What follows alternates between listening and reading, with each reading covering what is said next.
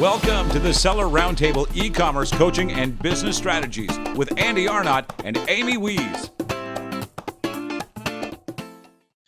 All right, Andy had another question here. What are the steps, decisions to go from testing a product from somewhere like AliExpress to go deep into sourcing it in large quantities? Well, once again, that's another very large conversation. But so I guess the best way to, I think what you're asking is, what are some signs that the product has the chance of being successful long term? So some of the things that, of course, you want to look for is, you want to write a really good listing. You want to have at least decent photos when you're testing.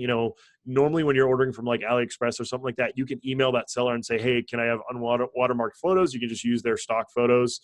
Generally, they're pretty good. And then the other thing is you want to do a small PPC campaign, maybe just like $2 or $3 a day. I don't, depending on the cost of the product, like the sales price, that's going to vary, but a decent amount of PPC.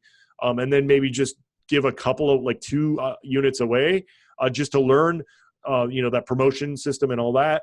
Now, if you do all those things and the product, what I always tell people is if the BSR is steadily, growing each day, if the first day you sell 1, the second day you sell 2, the third day you're selling 3, in other words, if you're seeing a decent progression in the upward trend, that's a good indication that that product has a chance to be successful when you source it for, bigger quantities and things like that.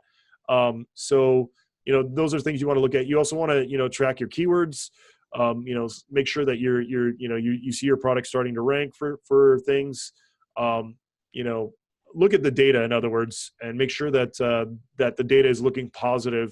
Now, if you throw it up and the product's sitting there, you're not getting any sales, you're doing PPC, things like that, then it might be either you're targeting to the wrong people, the listings maybe not set up correctly, or it's just a product that's too saturated and maybe you should move on. Hopefully, that's what you were looking for. Amy, anything to add to that? No, I think that's pretty much it. I mean, really, if the small quantities are doing well, then you want to go through and, find a really good source for that product. Make sure that whatever feedback that you got during your test, that you're, making those small differentiations. And then really when you go for the larger quantities, I would think more about your overall long-term sales. So things that you can do, like your product inserts and things like that. Once you've made a decision to really do that product, like really think through all the way to the sale and how can you improve your inserts? How can you follow up with those customers? How can you offer something of even more value in case, you are featured on Jungle Scout or something like that as a high-performing, low competitive product, you'll still be able to really capture that audience and continue to capture them and hopefully extend the life cycle of that product. Thanks for tuning in. Join us every Tuesday at 1 p.m. Pacific Standard Time for live Q&A and bonus content after the recording at sellerroundtable.com. Sponsored by the ultimate software tool for Amazon sales and growth, sellerseo.com and amazingathome.com.